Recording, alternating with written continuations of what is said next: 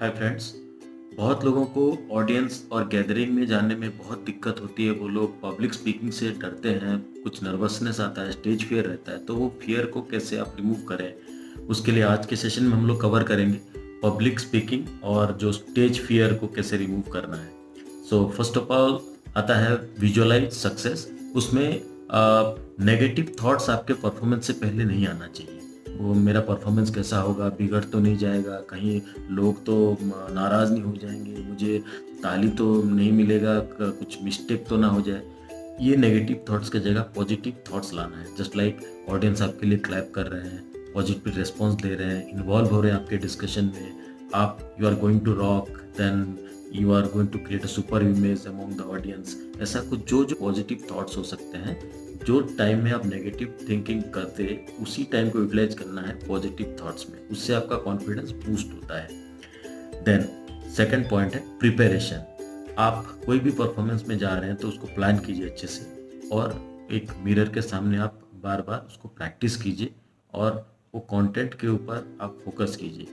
उससे आपका प्रिपरेशन जो होता है, बार बार रटना, ये होता है और आपका जो कॉन्फिडेंस बूस्ट तो होता ही है, आप रिलैक्स रहते हो, नर्वसनेस आपका पूरा चला जाता है। थर्ड पॉइंट होता है रिलैक्स। आपको पूरा कूल रहना है, पूरे पैशन के साथ आपको ऑडियंस के सामने आना है। और कभी कभी ऐसा होता है कि आप जब परफॉर्मेंस देने से पहले आपका जब टर्न आता है तो आप मतलब काफ़ी नर्वस हो जाते हैं, क्या करूं क्या नहीं, या फिर माइंड बहुत कंफ्यूज हो जाता है।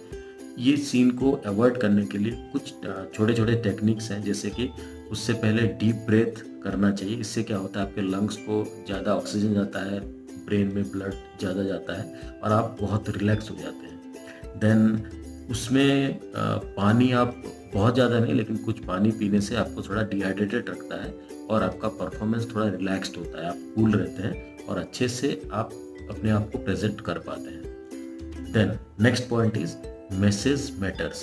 आप क्या डिलीवर करना चाहते हैं वो मैसेज, उसमें क्या करना है, आप ये सोच के चलिएगा कि you are benefiting audience by your speech और परफॉर्मेंस। अगर आपको किसी का भलाई करना है, किसी को आप एक बेनिफिट पहुंचा रहे हैं, तो उसमें डरने का कोई चीज़ नहीं है, नर्वसनेस होने का कुछ चीज़ नहीं होता है। तो सब कुछ भूल जाइए, किसी का अगर भला कर रहे हैं, डरिए मत और नर्वस मत होइए। ये बेस्ट वे होता है कि आपका मैसेज किसी के लिए बेनिफिट कर रहा है बोल के आपको जानना जरूरी है। देन आपका जो फोकस होता है, अपने आप से डाइवर्ट करके, अपने आप में जो प्रिपरेशन में आप तो ऑलरेडी फोकस कर रहे हैं, पर प्रेजेंटेशन के टाइम में अपने आप से डाइवर्ट करके ऑडियंस या फिर अपने मैसेज में ज़्यादा फोकस करें और इंटरेक्ट करें, तो आपका जो फियर है, नर्वसनेस है, वो बहुत कम हो जाएगा while you are performing. Next very important point होता है बैकअप प्लान।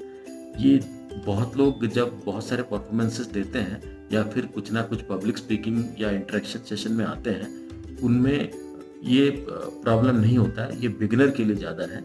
तो जो बिगिनर्स हैं उनको क्या करना चाहिए, सपोज आप प्रेजेंटेशन दे रहे हैं, कुछ भूल गए या फिर कुछ इधर उधर हो गया, पॉइंट्स पहले का बाद में आ गया, बाद का पहले में आ गया, या फिर कुछ मिस हो गया ऐसा। तो इन दैट केस क्या कीजिएगा, एक बैकअप प्लान हमेशा तैयार रखिएगा परफॉर्मेंस से पहले। जब आप इंटरेक्ट कर रहे हैं ऑडियंस से, उस समय आप ऑडियंस को क्वेश्चन कर सकते हैं, कुछ छोटा एक्टिविटी प्लान कर सकते हैं, और उस समय, उस छोटा सा टाइम जब पार हो जाएगा, उस समय तक आप रिकवर कर जाएंगे, वो मैसेज आपको शायद याद आ जाएगा, या फिर आप अपने फुल पेस में आ जाएंगे, फुल फॉर्म में आ जाएंगे। तो बैकअप प्लान आपको नर्वस नहीं करेगा और जो फेलियर चांसेस होते हैं वो नेग्लिजिबल हो जाता है उससे।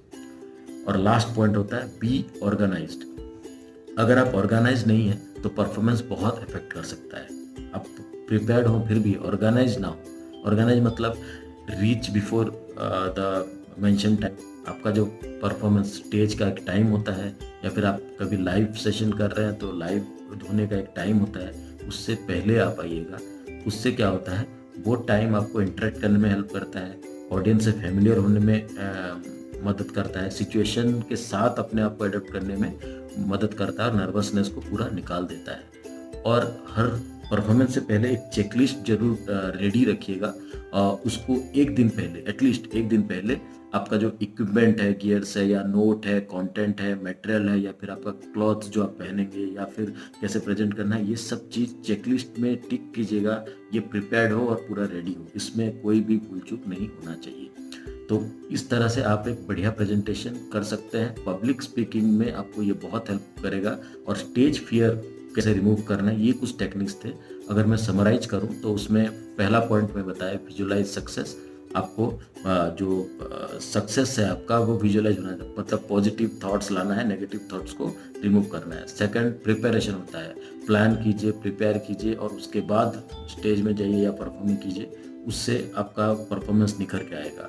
रिलैक्स रहिए, पानी पीजिए और जो डीप ब्रेथ करके उसके बाद आपका जो टर्न होगा उससे पहले पूरा कूल रिलैक्स रहिए। देन मैसेज मैटर, आप क्या डिलीवर करना चाहते हैं, आपको जानना है कि वो बेनिफिट कर रहा है ऑडियंस को, तो आप उसमें बहुत बढ़िया डिलीवर कर सकते हैं और आपको वो हेल्पफुल होगा और डर आपका चला जाएगा। बैकअप प्लान हमेशा रखिए, कभी भी कुछ अगर भूल जाते हैं, भूल चूक होता है या फिर ऑर्डर मिस होता है, तो आप उसमें क्या कर सकते हैं, बैकअप प्लान रख के कुछ एक्टिविटी कर सकते हैं, कुछ क्वेश्चनिंग एक्टिविटी कर सकते हैं और उसके बाद आप फिर रीगेन कर सकते हैं वो स्टैंडर्ड। उसके बाद लास्ट पॉइंट आता है ऑर्गेनाइज्ड। आपको ऑर्गेनाइज रहना है, चेकलिस्ट स्टडी करना है। एक दिन पहले सब आपके इक्विपमेंट्स, नोट्स, जो प्रेजेंटेशन है या फिर जो मैटर है, कंटेंट है, वो सब रेडी रहना चाहिए। उससे आपका परफॉर्मेंस निखर के आएगा और आपका स्टेज फियर बिल्कुल चला जाएगा, नर्वस नहीं होगा। और लास्ट में ये याद रखिए कि कुछ नहीं होता है, आप भूल जाए कि आप सामने ऑडियंस है, जस्ट परफॉर्म कीजिए, उनसे इंटरेक्ट कीजिए, पूरा स्टेज को कवर कीजिए और आपका जो परफॉर्मेंस है ज़रूर बेटर होगा। Better and better day by day होता जाएगा, इसको प्रैक्टिस करते रहिए।